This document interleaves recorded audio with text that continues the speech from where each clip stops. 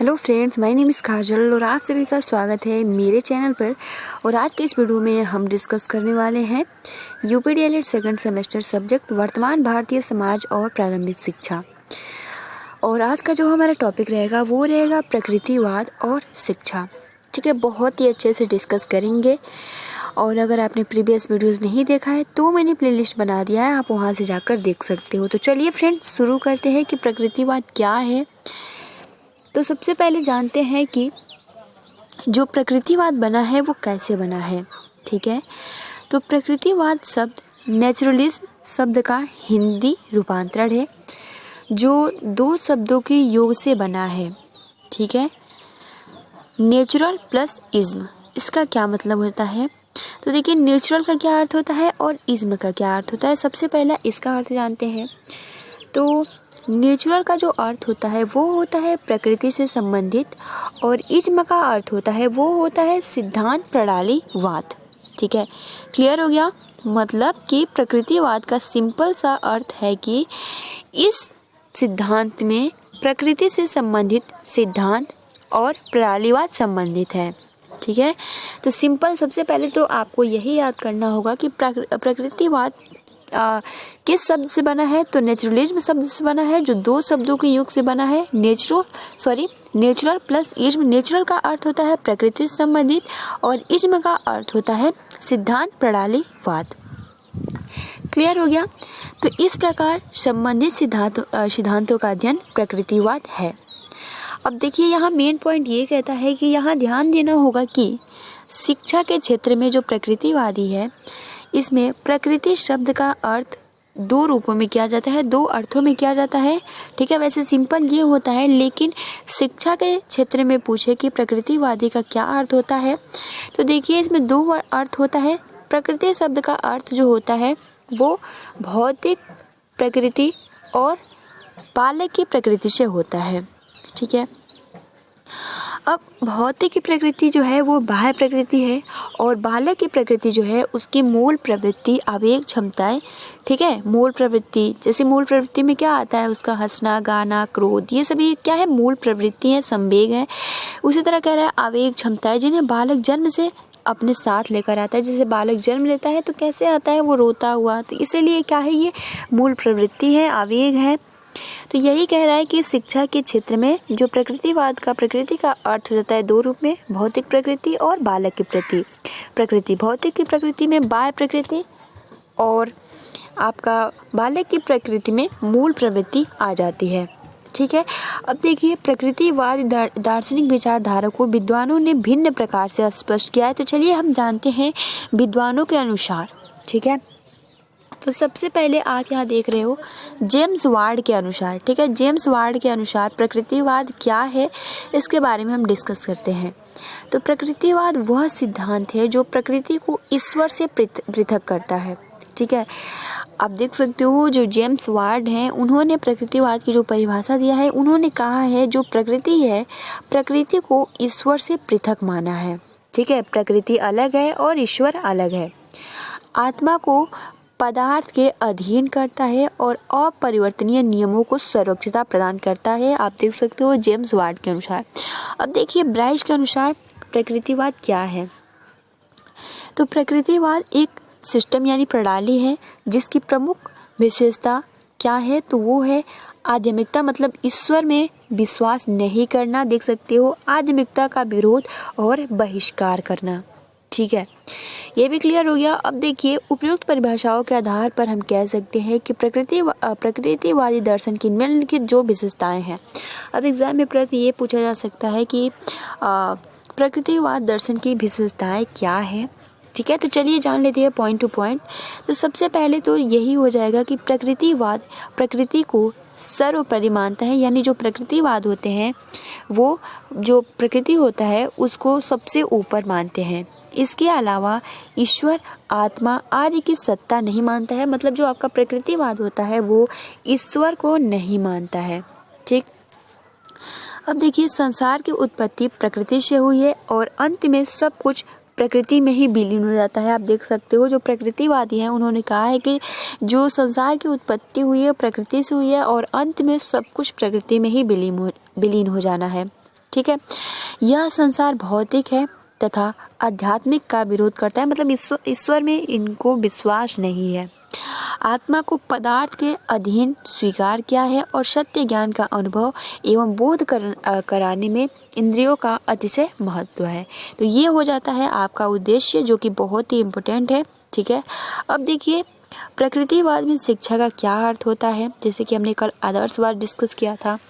अब इसमें क्या अर्थ होता है, तो आपका जो इसमें शिक्षा का अर्थ हो जाता है, आप यहाँ देख सकते हो कि प्रकृतिवाद दर्शन ने शिक्षा के विविध पहलुओं को नवीनता प्रदान किया है, लेकिन उसके अनुसार मतलब शिक्षा प्रकृतिवाद के अनुसार शिक्षा का क्या अर्थ होता है, तो आप देख सकते हो शिक्षा वह साधन है, ठीक, जो मनुष्य को उसकी प्रकृति के अनुरूप विकास करने, जीवन व्यतीत करने योग्य बनाती है।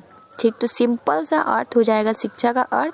प्रकृतिवाद में क्या होता है, तो शिक्षा वह साधन है जो मनुष्य को उसके प्रकृति के अनुरूप, ठीक है, जैसा उसका प्रकृति होता है उसी के अनुरूप मनुष्य विकास करते हैं और जीवन व्यतीत करने योग्य बनाता है, ताकि एक मानव अपना जो जीवन है वो अच्छे से व्यतीत कर सके। ठीक है। प्रकृतिवाद शिक्षा को स्वाभाविक विकास की प्रक्रिया मानते हैं। ठीक है। और देखिए यहाँ सबसे मेन इम्पोर्टेंट है कि प्रकृतिवाद शिक्षा, ठीक है, प्रकृतिवाद शिक्षा बेकन, कमेनियस, स्पेंसर, रूसो, ये सभी क्या है, प्रकृतिवादी है। तो आप इनका नाम याद कर लीजिएगा, क्योंकि एग्जाम में प्रश्न पूछ लिए जाएंगे कि प्रकृतिवादी दार्शनिक कौन है। तो बेकन हो गया, कमेनियस हो गया, स्पेंसर हो गया, रूसो हो गया एंड और भी है। अब देखिए रूसो के अनुसार तो सच्ची शिक्षा वह है जो व्यक्ति के अंदर प्रस्फुटित होती है और यह इसकी अंतर्निहित शक्तियों की अभिव्यक्ति है। आप देख सकते हो कि यहाँ बोला है कि सच्ची शिक्षा वह है जो एक व्यक्ति के जो शक्तियाँ होती है उसकी अभिव्यक्ति होती है। अगला देखिए हर्बर्ट स्पेंसर के अनुसार इन्होंने क्या बोला है, तो शिक्षा से आशय अंतः शक्तियों का बाह्य जीवन के साथ, मतलब एक व्यक्ति के अंदर जो भी शक्ति होता है उसके आंतरिक व बाहरी जीवन में उसका यूज करता है, स्थापित करता है। ठीक है। अब देखिए इसका निम्नवत मतलब संक्षेप में इसकी विशेषताएं क्या हो जाता है, तो प्रकृति का अनुसरण करने पर बल, शिक्षा प्रक्रिया में बालक को केंद्रीय स्थान, बालक की स्वतंत्रता पर बल, पुस्तकीय ज्ञान का विरोध, निषेधात्मक शिक्षा पर जोर, प्रगतिशीलता और इंद्रिया ज्ञान के द्वार। तो ये हो जाता है सिंपल और बहुत ही आसानी के साथ आप टॉपिक वाइज इसको समझ भी जाएंगे कि इसकी विशेषता क्या है। ठीक है। ये प्रकृति का अनुसरण करने में बल देते हैं और शिक्षा प्रक्रिया में इसमें बालक को केंद्र माना जाता है। ठीक है। और इसमें बालक की स्वतंत्रता पर, मतलब एक बालक को स्वतंत्र किया जाए और उसी पे केंद्रित होता है कि वो किस में उसकी रुचि है, उसी के अनुसार उसको शिक्षा दी जाती है। ठीक है।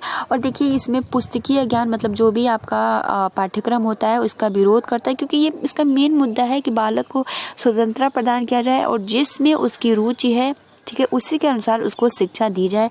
ठीक है। निषेधात्मक शिक्षा पर जोर, प्रगतिशीलता और इंद्रिया ज्ञान के द्वारा ही ये इन पे बहुत ज़्यादा डिपेंड, मतलब इस पे विश्वास करते हैं। अब देखिए प्रकृतिवाद शिक्षा के उद्देश्य क्या है। ठीक है। तो देखिए यहाँ से मैंने हाइलाइटर किया है। ठीक है।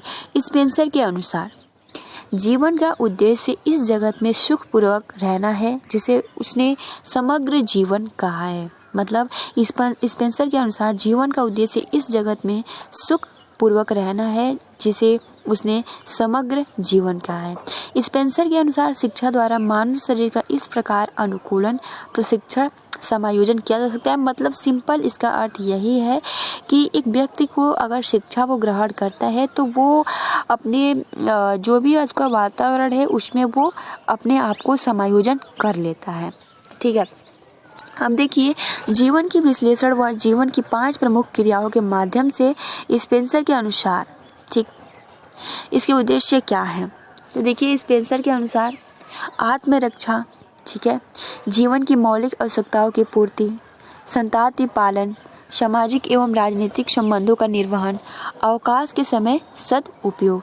तो आप यहाँ देख सकते हो कि एक व्यक्ति मतलब प्रकृतिवादी कहता है स्पेंसर के, जो एक व्यक्ति का शिक्षा का उद्देश्य होता है यही होता है कि वो अपना आत्मरक्षा करता है, जीवन की मौलिक आवश्यकताओं की पूर्ति करता है, जो भी उसकी नीड्स होते हैं, संतति पालन करता है, ठीक है। और फोर्थ की सामाजिक एवं राजनीतिक संबंधों का निर्वहन करता है, और अवकाश का जो भी रहता है उसका उपयोग करता है। अब देखिए रूसो के अनुसार इसका क्या उद्देश्य हो जाता है। तो शिक्षा का प्रमुख उद्देश्य जो होता है वो मनुष्य को प्रकृति जीवन जीने योग्य बनाना।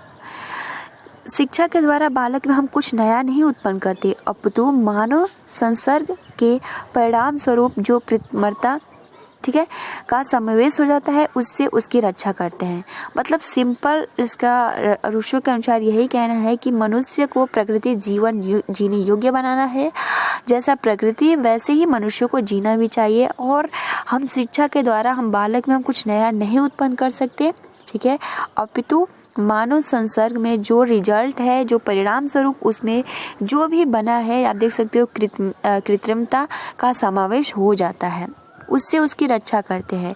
रूसो प्रतिष्ठित सामाजिक संस्थाओं का कटु आलोचक है तथा वह प्रकृति को ईश्वरीय सृष्टि मानता है। मतलब प्रकृति को ईश्वर कौन मानते हैं, तो वो प्रकृतिवाद मानते हैं। सबसे इम्पोर्टेंट लाइन है, ये प्रश्न आ सकता है कि प्रकृति को ईश्वर कौन मानता है, तो जो प्रकृतिवादी होते हैं वो प्रकृति को ईश्वर मानते हैं, ठीक है, तथा बालक को ईश्वर की सर्वोच्च कृति कहे हैं, ठीक है।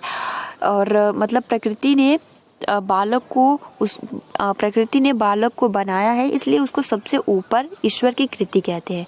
उनका स्पष्ट मत है कि जब तक बालक अपने प्राकृतिक रूप में रहता है तब तक वह सद्गुणी शुभ तथा श्रेष्ठ होता है, परंतु मानव समाज के संपर्क में आकर विदूर्प हो जाता है और ईश्वर सब वस्तुओं को अच्छी बात बताता है, किंतु मानव हस्तक्षेप से अनिष्टकारी बन जाता है। आप देख सकते हो बहुत ही इंपॉर्टेंट लाइन कहा है कि जब तक कोई बालक मतलब प्रकृति में रहता है तो वो सद्गुण मतलब सत्यता की ओर जाता है, लेकिन जैसे ही वो समाज, क्योंकि वो समाज से नफरत करता है, आप देख सकते हैं लिखा गया है कटु आलोचक है, ठीक है।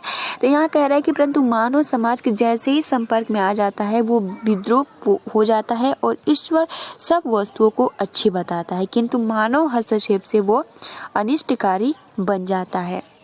क्लियर हो गया।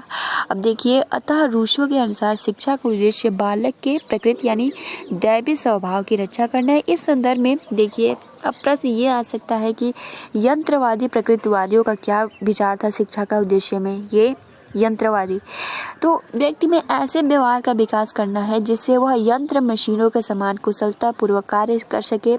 और इस संदर्भ में देखिए रॉस ने लिखा है कि शिक्षा का कार्य है कि वह मानव यंत्र को अधिक से अधिक अच्छा बनाए, जिससे वह अपने आगामी जीवन में आने वाली कठिन समस्याओं का कुशलता पूर्वक सुलझा सके।